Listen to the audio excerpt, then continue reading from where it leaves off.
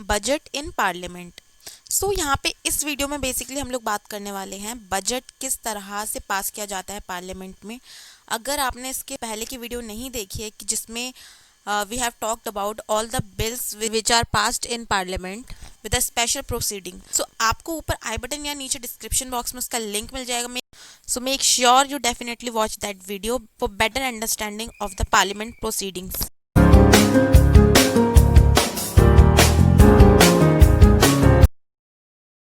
Okay, so before starting कि budget actual में क्या है, हमें आई थिंक प्रेजेंट सिनेरियो से सबसे पहले अपने आप को कनेक्ट कर लेना चाहिए, जिससे हम जो भी हम आगे बजट पढ़ने वाले हैं उसको हम एक बेटर वे में समझ पाएंगे।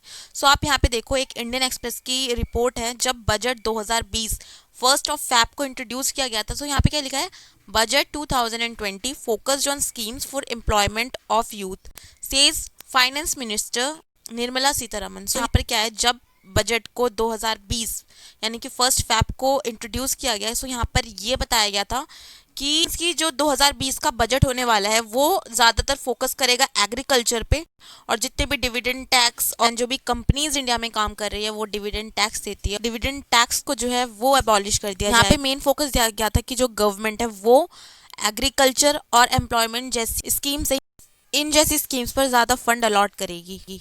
फर्स्ट फैब 2020 को जो ये बजट इंट्रोड्यूस किया गया था, तो इनमें गवर्नमेंट ने मेन फोकस किन सेक्टर्स पर दिया है और किन टैक्सेस को अबॉलिश किया है, ये गवर्नमेंट इस चीज़ का ब्यौरा देती है। तो हमें यहाँ से बेसिक अंडरस्टैंडिंग मिल सकती है कि एक्चुअल में बजट क्या है, जो कि पूरे साल के लिए, पूरे एक साल के लिए जो सरकार है वो किन चीज़ों पे ज़्यादा पैसा अलॉट करेगी और किन चीज़ों पे कम पैसा अलॉट करेगी। सो अब हम इसके बारे में पढ़ेंगे कि ये बजट जो हमारे सामने अभी है इसका प्रोसीजर क्या है पार्लियामेंट में पास होने का, किन किन स्टेजेस से होकर इस जो ये बजट है इसे पार्लियामेंट से पास किया जाता है। Now we see budget in parliament. Budget क्या होता है? Budget is a statement of government's expenditure in a year. So mainly इसका मतलब यही होगा कि गवर्नमेंट एक साल के अंदर कितना पैसा खर्च करने वाली है उसका एक ब्यौरा होता है। So the term budget has now been used in the constitution. Budget जो शब्द है इससे कॉन्स्टिट्यूशन में कहीं भी यूज नहीं किया गया है, फर्स्ट ऑफ ऑल ये बात समझो। और इसका पॉपुलर नाम अगर हम कहेंगे, इसका पॉपुलर नाम ये है एनुअल फाइनेंशियल इनकम, यानी कि बजट का नाम है एनुअल फाइनेंशियल इनकम, जो कि कॉन्स्टिट्यूशन में मेंशन है, बट बजट नाम जो है वो कॉन्स्टिट्यूशन में मेंशन नहीं है। That has been mentioned in article 112 of the constitution. Budget it means annual financial statement. What is annual financial statement और इसकी क्या प्रोसीडिंग होती है, इसमें कितने टॉपिक्स आते हैं, ये आर्टिकल 112 ऑफ द कॉन्स्टिट्यूशन में मेंशन है।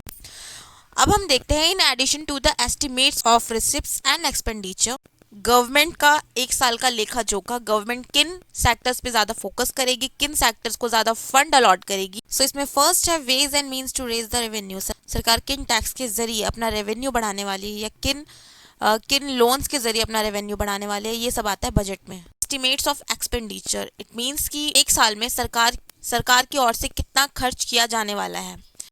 The third is economic and financial policy of the coming year, taxation proposals, prospects of revenue and introduction of new schemes। आने वाले साल के लिए सरकार कौन सी नई स्कीम्स लॉन्च करने वाली है, कौन से नए टैक्स लाने वाली है, किन तरीकों से अपना रेवेन्यू बढ़ाने वाली है। ये सारे टॉपिक्स आते हैं बजट में, क्योंकि हम पढ़ रहे हैं बजट, जितने भी पॉइंट्स हैं ये सब इंक्लूड होते हैं बजट में। ओके, सो अगर हम बजट की थोड़ा सा हिस्ट्री देखें तो 2017 तक गवर्नमेंट के द्वारा दो बजट जारी किए जाते थे। First is railway budget and second is general budget. जहां पर रेलवे बजट वो क्या होता था, the first budget would introduce the ministry of railways, it's estimates of receipts and expenditure. Railway के द्वारा कितना खर्च किया जाता है ये सब मेंशन होता था रेलवे बजट में, और रेलवे को कितना फंड चाहिए अपनी सर्विस को इम्प्रूव करने के लिए, ये सब मेंशन होता था रेलवे बजट में। एंड जो सेकंड बजट होता था, the budget consisted of estimates of receipts and expenditure of all ministries of government of India.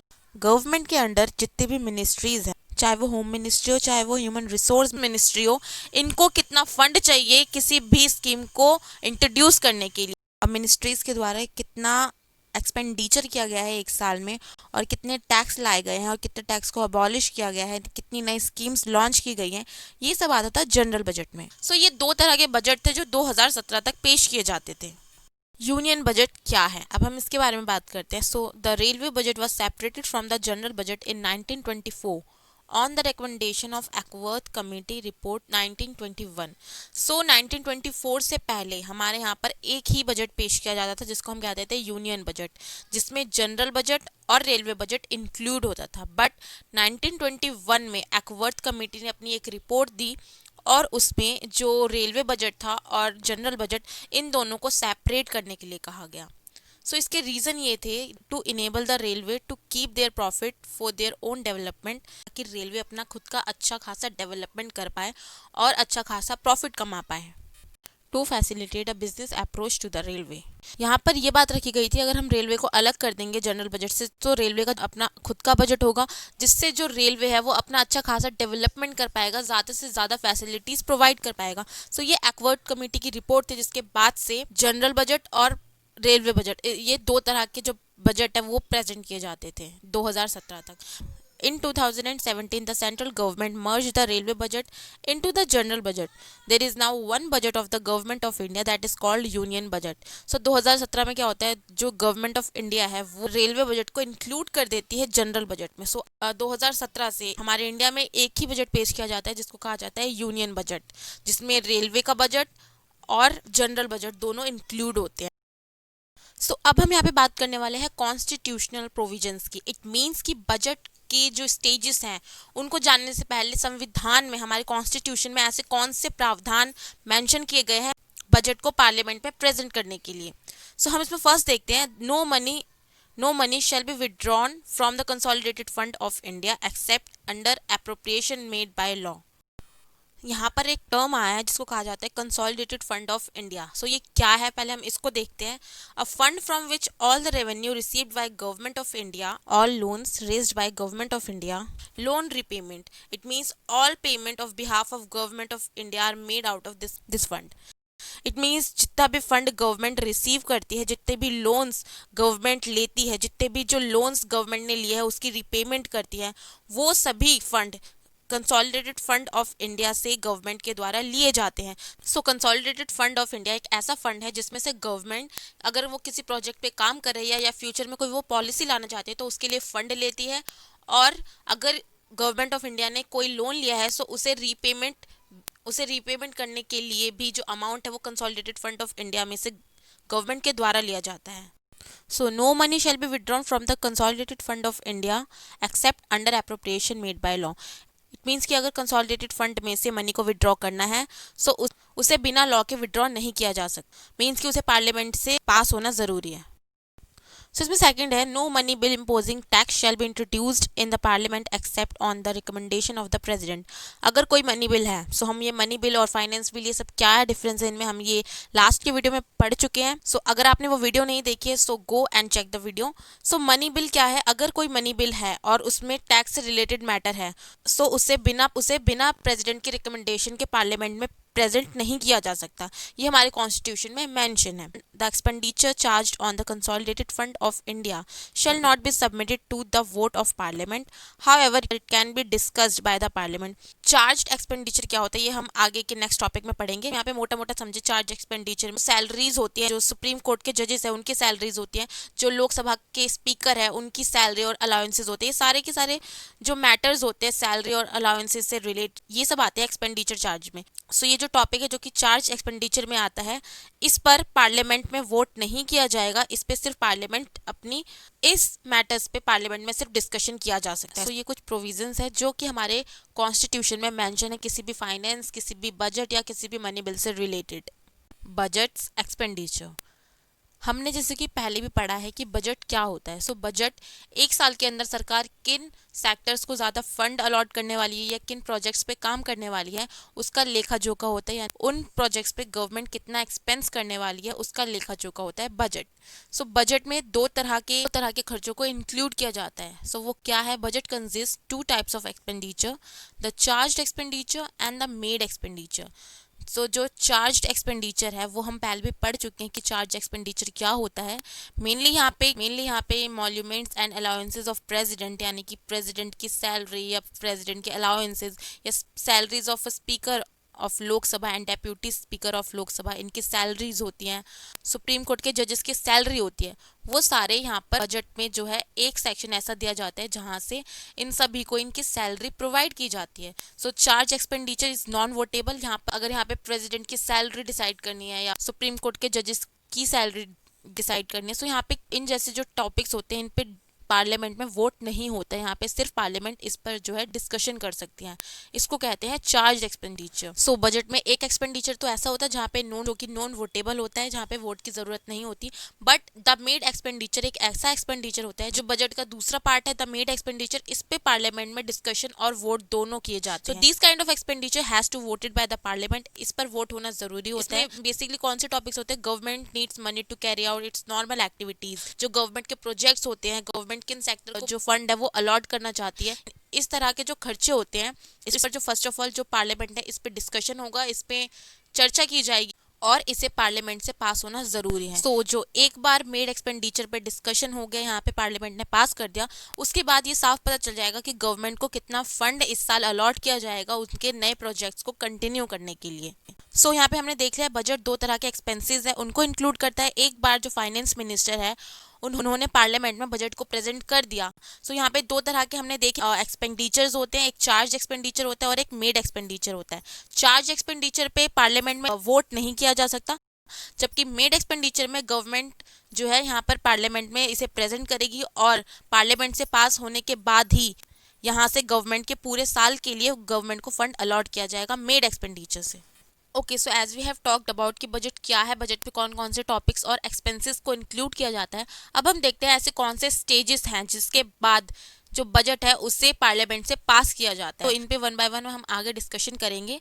So first है इसमें presentation of budget, the second one is होता है जनरल डिस्कशन, उसके बाद होती है स्क्रूटिनी जो कि डिपार्टमेंटल कमिटीज करती हैं, उसके बाद होती है बजट पे voting.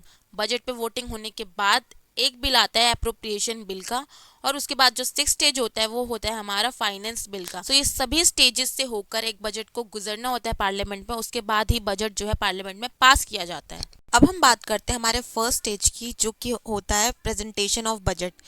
The budget is presented to the Lok Sabha by the finance minister on 1st of Feb। There shall be no discussion of the budget on the day on which it is present to the house. तो क्या होता है, जो budget है 1st of Feb को present किया जाता है हमारे जो फाइनेंस मिनिस्टर है उनके द्वारा। सो ये एक ऐसा स्टेज होता है बजट का जहां पर कोई डिस्कशन नहीं किया जाता इस दिन पे।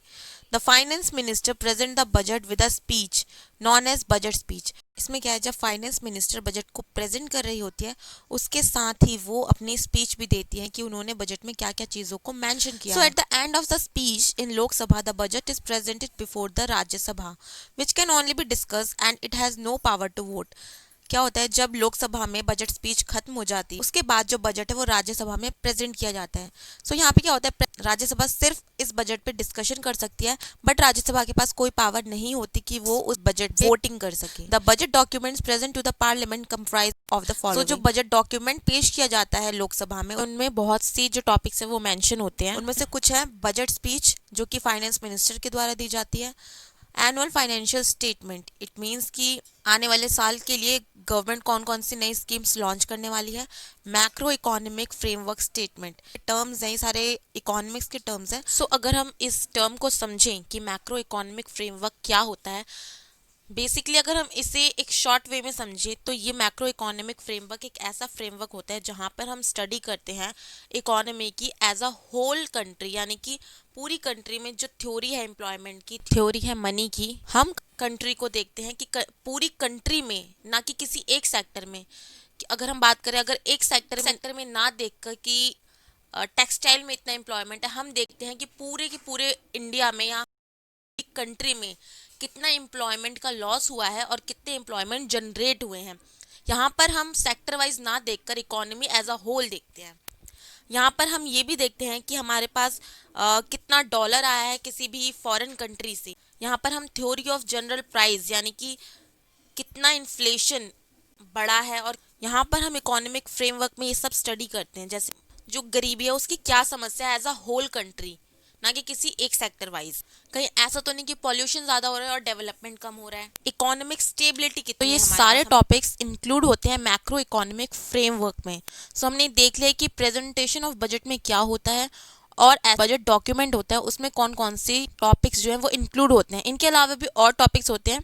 सो अब हम बात करते हैं इकोनॉमिक सर्वे।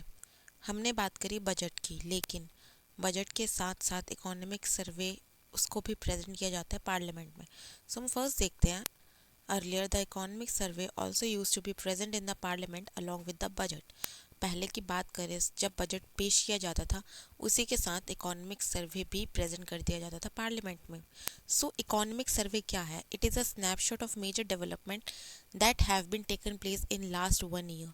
सो ये इकोनॉमिक सर्वे एक स्नैपशॉट होता है कि लास्ट 1 ईयर में गवर्नमेंट कौन कौन से मेजर स्टेप्स लिए, कौन कौन से डेवलपमेंट किए हैं, कितनी ग्रोथ हुई है, कितना डेवलपमेंट हुआ है। तो इसको कहते हैं इकोनॉमिक सर्वे। बट अगर हम प्रेजेंट की बात करते हैं, now it is in present the economic survey it is presented 1 day और few day before the presentation of budget. So अब क्या होता है, जब फाइनेंस मिनिस्टर बजट को प्रेजेंट करती है 1 फेब को पार्लियामेंट में, उससे एक दिन पहले यानी कि 31 जैन को इकोनॉमिक सर्वे पार्लियामेंट में प्रेजेंट कर दिया जाता है कि यहाँ पे हम कहेंगे कि लास्ट ईयर का गवर्नमेंट ने कौन कौन से स्टेप्स उठाए हैं डेवलपमेंट के लिए, उसकी एक रिपोर्ट होती है। सो आप यहाँ पे स्क्रीन पे देख सकते हो, यहाँ पे एक इंडियन एक्सप्रेस की रिपोर्ट थी। यहाँ पर जो 2020 में जो बजट प्रेजेंट किया गया था उससे पहले इकोनॉमिक सर्वे को प्रेजेंट किया गया था। अगर हम इसकी बात करते हैं इंडियन एक्सप्रेस में, यहाँ पे मेंशन किया गया है the latest official estimate of growth is at 5%, down from 6.1% for 2018। यहाँ पर जब इकोनॉमिक सर्वे को प्रेजेंट किया गया, यहाँ पे ये बात सामने आई कि 2019 और 2020 की जो ग्रोथ रिपोर्ट है वो 5% हो चुकी है, जो कि पहले 2018-19 में 6% हुआ करती थी। यहाँ पे हम इकोनॉमिक सर्वे से अंदाजा लगा सकते हैं कि लास्ट ईयर गवर्नमेंट के द्वारा जो स्टेप्स उठाए गए उससे ग्रोथ कितनी परसेंट हुई और कितनी परसेंट नहीं हुई। हम जैसे कि यहाँ पे भी देख सकते हैं ग्रोथ 5% के आसपास हुई, यानी कि पहले 6% हुआ करती थी, उस एक फॉल डाउन आया है ग्रोथ में। So this is all about the economic survey. So we see our second procedure in parliament for passing budget is general discussion. So general discussion में क्या होता है? The general discussion on budget begins a few days after its presentation. It takes place in both the house of parliament. क्या होता है, जब presentation of budget complete हो जाता है उसके 2 से 3 दिन के बाद जनरल डिस्कशन किया जाता है पार्लियामेंट में। इसमें क्या होता है, लोकसभा और राज्यसभा दोनों ही इस बजट पे जो है डिस्कशन करते हैं। So during this stage the Lok Sabha can discuss the budget as a whole. Lok Sabha क्या करती है, जो भी बजट है उसमें किस डिपार्टमेंट को कितना फंड अलॉट किया जाने वाला है, या फिर एप्रोप्रिएशन बिल जो भी हम आगे पढ़ेंगे उसके तहत गवर्नमेंट जो है कितना फंड जो है लेने वाली है इस साल, इन सारी चीज़ों पे चर्चा की जाती है। जैसे कि पूरे साल जो बजट में गवर्नमेंट ने किन किन चीज़ों के लिए पैसा मांगा है, ये जो लोकसभा है उन सभी मैटर्स पे डिस्कस करती है कि गवर्नमेंट के द्वारा जो मांगा गया फंड है वो रेलेवेंट है या नहीं है। इस पे क्या होता है, no cut motion take place not the budget submitted to the vote for the house. ये एक ऐसी स्टेज होती है जब सिर्फ डिस्कशन किया जाता है। यहाँ पर जो वोटिंग होती है वो हमारी थर्ड स्टेज में होती है। यहाँ पे यही बताया गया कि इस स्टेज में वोटिंग भी नहीं होती, और एक टर्म है इसमें कट मोशन, जो कि हम अभी आगे डिस्कस करेंगे। बेसिकली कट मोशन क्या होता है कि जो लोकसभा के मेंबर्स हैं अगर वो किसी भी गवर्नमेंट की पॉलिसी से या जो बजट में मैटर जो है प्रेजेंट किए गए हैं उससे अगर वो उसका अपोज करते हैं, वो उससे उस पॉलिसी का अपोज करते हैं, सो वो क्या करते हैं, एक बेसिक वोटिंग के आधार पर वो जो भी डिमांड रखी गई है बजट में उसको कट कर देते हैं। यहाँ पे यही बताया गया है कि जनरल डिस्कशन के दौरान कोई भी कट मोशन ना तो चलाया जाएगा और ना ही जो बजट है उसको वोट के लिए प्रेजेंट किया जाएगा। लास्ट में क्या होता है, जो फाइनेंस मिनिस्टर होती है उनका एक जनरल राइट होता है जितने भी क्वेश्चन मिनिस्टर के द्वारा पूछे गए हैं बजट से रिलेटेड वो उन सबको आंसर करें। अब आता है थर्ड स्टेज, जहां पर जो पार्लियामेंट में डिपार्टमेंटल कमिटीज होती हैं वो उस बजट पर डिटेल में जो है डिस्कशन करती हैं। इसमें क्या होता है, after the general discussion on the budget is over the houses are adjourned for about 3 to 4 weeks. क्या होता है इस पीरियड में, during this gap period there are 24 departmental committees. So ये जो डिपार्टमेंटल कमिटीज होती है पार्लियामेंट में, ये किसी भी बिल पर जो है डिटेल्ड एग्जामिन करती है उस बिल को, उसकी पूरी तरह से स्क्रूटनी करती है। सो जो ये डिपार्टमेंटल कमिटीज होती है पार्लियामेंट में, ये उस बजट पे पूरी तरह से डिस्कशन करती है, उसको एग्जामिन करती है। और सो यहाँ पे एक टर्म आता है डिमांड्स फॉर ग्रांट्स। तो इस ये एक टर्म है, सबसे पहले हमें इसे समझना चाहिए कि इस ये होता क्या है एक्चुअल में। सो डिमांड्स फॉर ग्रांट्स, यहाँ पर पार्लियामेंट से बजट के थ्रू ये मांग की जाती है कि हमें अपने अपने मिनिस्ट्रीज या अपने अपने डिपार्टमेंट्स के लिए इतना फंड, इस बार इतना फंड पार्लियामेंट से चाहिए। यहाँ पर क्या होता है, जो डिपार्टमेंटल कमिटीज होती है वो इस पर एक पूरी तरह से रिपोर्ट तैयार करती है कि जो यहाँ पर गवर्नमेंट ने डिपार्टमेंट्स के लिए, या यहाँ पे जो गवर्नमेंट ने मिनिस्ट्रीज के लिए जो फंड मांगे हैं कि वो कितने रेलेवेंट है, कहीं वो बहुत ज़्यादा तो नहीं मांग लिए या फिर वो बहुत कम तो नहीं मांग लिए। ओके, सो जब ये डिपार्टमेंटल कमिटीज अपनी रिपोर्ट तैयार कर लेते हैं, उसके बाद these reports are submitted to the houses of parliament for consideration. So ये होता है हमारा थर्ड स्टेज, जहाँ पे डिपार्टमेंटल जो कमिटीज है वो यहाँ पे डिस्कशन करती है इन डिटेल।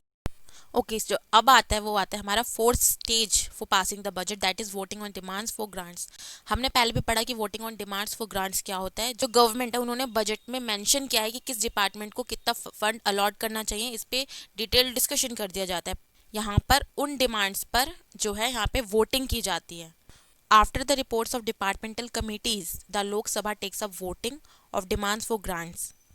सो यहाँ पे ये कहा गया है कि जो गवर्नमेंट है वो पार्लियामेंट से फंड मांगती है अपनी अलग अलग मिनिस्ट्रीज के लिए, उस पर यहाँ पर वोटिंग की जाती है। सो जो बजट में अलग अलग मिनिस्ट्रीज के लिए गवर्नमेंट के द्वारा जो फंड अलॉट किया जाता है, वो मिनिस्ट्रीज वो अपनी डिमांड्स को पार्लियामेंट के सामने प्रेजेंट करती है।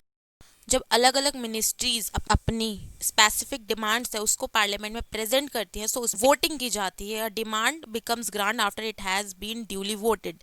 सो यहाँ पे उस पर वोटिंग की जाती है, जो कितनी मिनिस्ट्रीज है या कितने पार्लियामेंट के लीडर्स है वो उससे अग्री करते हैं। For example ministry of education, यहाँ पर जितना भी फंड मिनिस्ट्री ऑफ एजुकेशन को अलॉट किया गया है बजट में, उस पर क्या होगा, यहाँ पर जब मिनिस्ट्री ऑफ एजुकेशन उस डिमांड को प्रेजेंट करेगी पार्लियामेंट के सामने, सो यहाँ पर उस पर वोटिंग होगी। सो अगर उसे इनफ वोट मिल जाते हैं पार्लियामेंट में, तब कहीं जाकर जो मिनिस्ट्री ऑफ एजुकेशन को फंड अलॉट किया गया था बजट में उसे ग्रांट मिलेगा। इट मीन्स कि उसे परमिशन मिल जाएगी पार्लियामेंट से। सो यहाँ पे जो वोटिंग का राइट है, जो भी बजट पे वोटिंग होती है, voting of demand for grant, ये सिर्फ और सिर्फ एक एक्सक्लूसिव प्रिविलेज है लोकसभा का। राज्यसभा इस पर कोई वोटिंग नहीं कर सकती। So during this stage the member of parliament can discuss the budget in detail and they also use cut motion to reduce any grants. So यहाँ पे आता है कट मोशन। कट मोशन क्या होता है कि अगर पार्लियामेंट को लगता है कि किसी डिपार्टमेंट को या किसी मिनिस्ट्रीज को जो फंड दिया गया है वो इतना रेलेवेंट नहीं है जितना कि यहाँ पे मेंशन किया गया है, सो वो यहाँ पे कट मोशन चला सकते हैं। कट मोशन क्या होता है, special power vested in members of Lok Sabha to oppose a demand being discuss for specific allocation by government of India. तो यहाँ पे जो गवर्नमेंट ऑफ इंडिया की तरफ से जो भी फंड मांगा गया है और अगर पार्लियामेंट को लगता है कि ये इररेलेवेंट है, जो पार्लियामेंट है वो उसमें कट मोशन चला सकते हैं। इट मीन्स कि वो उसका अपोज करके उस डिमांड को कैंसिल कर सकती है। सो यहाँ पे हमने पढ़ लिया कि जो पार्लियामेंट है वो बिल में मेंशन किसी भी फंड या फिर मिनिस्ट्री को जो फंड अलॉट किया गया है, अगर वो उसका अपोज करती है तो वो उस पर कट मोशन चला सकते हैं। इट मीन्स कि वो उसको कैंसिल कर सकती है। अब हम बात करेंगे कि there are 3 kind of cut motions. Cut motions यानी कि अगर पार्लियामेंट में एमपीज है वो बजट में मेंशन किसी टैक्स से या किसी क्या गवर्नमेंट के द्वारा जो मेंशन कोई भी पॉलिसी है बजट में, अगर वो उसका अपोज करते हैं तो वो 3 तरह के जो है मोशंस चला सकते हैं, यानी तीन तरह से जो है कट चला के उस पॉलिसी को कैंसिल कर सकते हैं। इसमें फर्स्ट है पॉलिसी कट मोशन। सो इसमें क्या होता है, it represent the disapproval of the policy. It states that the amount of budget of demand be reduce to ₹1। यहाँ पे क्या है कि अगर पार्लियामेंट के जो एमपीज है या पार्लियामेंट जब वो वोटिंग हो रही है, यहाँ पे क्या होता है, जो पार्लियामेंट के मेंबर्स हैं अगर वो गवर्नमेंट की किसी पॉलिसी से ना खुश है या उनको लगता है कि इस पॉलिसी में कुछ मिस्टेक्स हैं, तो वो क्या करती हैं कि जो भी गवर्नमेंट के द्वारा पॉलिसी के लिए फंड मांगा गया है वो उसे माइनस करके ₹1 तक पहुंचा देती है। यानी कि उसमें जितना भी अमाउंट मांगा गया है उसको डिडक्ट कर देती है ₹1 तक। अब आप खुद सोच लो, अगर ₹1 किसी फंड के लिए अलॉट किया गया तो सरकार क्या काम करेगी? कोई काम नहीं हो सकता ₹1 से, राइट। तो ये होता है पॉलिसी कट मोशन, जिसमें इसमें सेकंड होता है economic cut motion. It represents the economy that can be affected in the proposed expenditure. So it states that the amount of demand be reduced by a specific demand. It means क्या होता है, इसमें क्या होता है कि अगर parliament को ऐसा लगता है कि सरकार के द्वारा मांगा गया जो भी फंड है वो इतना ज़्यादा है कि जिससे इकोनॉमी को बहुत ज़्यादा अफेक्ट होगा, तो पार्लियामेंट क्या करते हैं, जितना भी सरकार के द्वारा फंड मांगा गया है उसमें से लमसम अमाउंट जो है उसको डिडक्ट कर लेती है. सो ये होता है इकोनॉमिक कट मोशन, जहाँ पर अगर पार्लियामेंट को लगता है कि सरकार के द्वारा जो मांगा गया फंड है उससे इकोनॉमी बहुत ज़्यादा अफेक्ट हो सकती है या फिर वो बहुत ज़्यादा फंड है, तो पार्लियामेंट उसमें से आधे से ज़्यादा जो अमाउंट है वो डिडक्ट कर देती है. इसको कहते हैं economic cut motion. So last आता है टोकन कट मोशन. इसमें क्या होता है, in the token cut motion, the amount of the demand be reduced by ₹100. It is found that there is any specific grievance with the responsibility of government. Token cut motion तब चलाया जाता है जब parliament को ऐसा लगता है कि गवर्नमेंट के द्वारा जो भी फंड मांगा गया है या पहले मांगा गया था उसमें गवर्नमेंट ने अपनी रिस्पॉन्सिबिलिटी सही से नहीं निभाई, तो जो पार्लियामेंट है उस बजट में मेंशन फंड को ₹100 तक माइनस कर सकती है. इट मीन्स कि जो भी फंड है, उस जो भी फंड मेंशन किया गया है उसमें से जितना भी फंड है उसको माइनस करके ₹100 तक ला सकती है. तो ₹100 में तो वैसे भी कोई स्कीम नहीं चल सकती. सो इसको कहते हैं टोकन कट मोशन. तो यहाँ पे हमारे जितने भी डिफरेंसेस है वो क्लियर हो चुके हैं कि पॉलिसी कट मोशन क्या होता है, economic cut motion and token cut motion. So अब हम नेक्स्ट देखते हैं the fifth stage for passing the budget in parliament, that is passing of appropriation bill. So ये appropriation bill क्या होता है, the constitution has mentioned that no money shall be withdrawn from the consolidated fund of India except under appropriation made by law. यहाँ पे एक term आता है consolidated fund of India. जैसे कि हमने लास्ट वीडियो में भी बात करी थी, कंसोलिडेटेड फंड ऑफ इंडिया क्या होता है. कंसोलिडेटेड फंड ऑफ इंडिया एक ऐसा फंड होता है जिसमें गवर्नमेंट के द्वारा जितनी भी पॉलिसीज बनाई गई है और उसमें जो फंड मेंशन किए गए हैं वो fund consolidated fund of India से दिए जाते हैं. या फिर अगर गवर्नमेंट ने किसी फॉरेन कंट्री से लोन लिया है उसको रीपेमेंट करने की बात हो, सो ये सारा fund consolidated fund of India से गवर्नमेंट को दिया जाता है. सो कंसोलिडेटेड फंड ऑफ इंडिया से गवर्नमेंट को इन सब के लिए फंड तो मिल जाएगा, लेकिन उसके लिए गवर्नमेंट को एक बिल पास कराना होता है जिसको कहा जाता है appropriation bill. An appropriation bill is introduced to provide for the appropriation out of consolidated fund of India. सबसे पहले इसे पार्लियामेंट में इस एप्रोप्रिएशन बिल को पास कराना पड़ता है. जितना भी एक्सपेंडिचर गवर्नमेंट के बजट में मेंशन होता है, चाहे जैसे कि हमने पहले भी पढ़ा था मेड एक्सपेंडिचर हो या फिर वो चार्ज एक्सपेंडिचर हो, उन सभी के लिए गवर्नमेंट को कंसोलिडेटेड फंड ऑफ इंडिया से फंड दिया जाता है. सो लोकसभा में एप्रोप्रिएशन बिल के पास होने के बाद जो एप्रोप्रिएशन बिल होता है वो तब एक्ट बनता है जब इसे प्रेसिडेंट की असेंट मिल जाती है पार्लियामेंट से. So government can't withdraw money from the consolidated fund of India till the enactment of the appropriation bill. So government के द्वारा मनी विड्रॉ नहीं किया जा सकता कंसोलिडेटेड फंड ऑफ इंडिया से जब तक कि एप्रोप्रिएशन बिल पास ना हो जाए पार्लियामेंट से. तो this is all about appropriation bill. Passing of finance bill, अब हम इसके बारे में पढ़ते हैं, जो कि एक लास्ट स्टेज होती है जब यहाँ से फाइनेंस बिल को लीगलाइज कर दिया जाता है. उसके बाद हमारा जो बजट है वो पार्लियामेंट से पास कर दिया जाता है. फाइनेंस बिल क्या होता है हमने लास्ट वीडियो में पढ़ा है. So make sure you just watch that video for better understanding of parliamentary proceedings. Okay, so इसमें क्या होता है, the finance bill is introduced to give effect to the financial proposals of the government of India for the following year. Government of India के द्वारा जितने भी financial proposals जो कि बजट में प्रेजेंट किए गए हैं, चाहे वो टैक्स के अबॉलिशन से रिलेटेड हो या फिर कंसोलिडेटेड फंड ऑफ इंडिया से रिलेटेड हो. Finance bill is a money bill. वही फाइनेंशियल बिल मनी बिल कहलाएंगे जो कि आर्टिकल 110, इट मीन्स कि मनी बिल में जितने भी टॉपिक्स आते हैं उनको इंक्लूड करते हैं. सो आर्टिकल 110 में जितने भी टॉपिक्स आते हैं, चाहे वो गवर्नमेंट के द्वारा मनी को बोरो करने की बात की गई हो या फिर, so it is subjected all the condition applicable to a money bill. जैसे कि हम चाहे वो इम्पोजिशन, एबॉलिशन ऑफ टैक्सेस की बात हो या फिर कंसोलिडेटेड फंड ऑफ इंडिया का जो अमाउंट है उसे इंक्रीज करने की बात हो, सो ऐसे टॉपिक्स इंक्लूड होते हैं मनी बिल में. सो इन सबको सरकार के द्वारा बजट में मेंशन किया जाता है. So the finance bill must be pass bye the parliament and assented by the president with in 75 days. जो फाइनेंस बिल है इसको पार्लियामेंट के द्वारा 75 डेज के अंदर पास करना ज़रूरी है. जब फाइनेंस बिल को पार्लियामेंट से पास कर दिया जाता है, so it complete the process of enactment of budget. तो जो बजट है उसे पार्लियामेंट से अप्रूवल मिल जाता है और वो पार्लियामेंट से पास हो जाता है। So this all stages we have read in this video for passing the budget in the parliament. This is all about in this today's video. So guys, if this video is really helpful for you in learning different terms about the parliament, make sure you like the video and subscribe the channel. And yes, do not forget to share this video with all your friends and stay tuned with the Wings of Brain. We'll meet in our next video. Thanks for watching.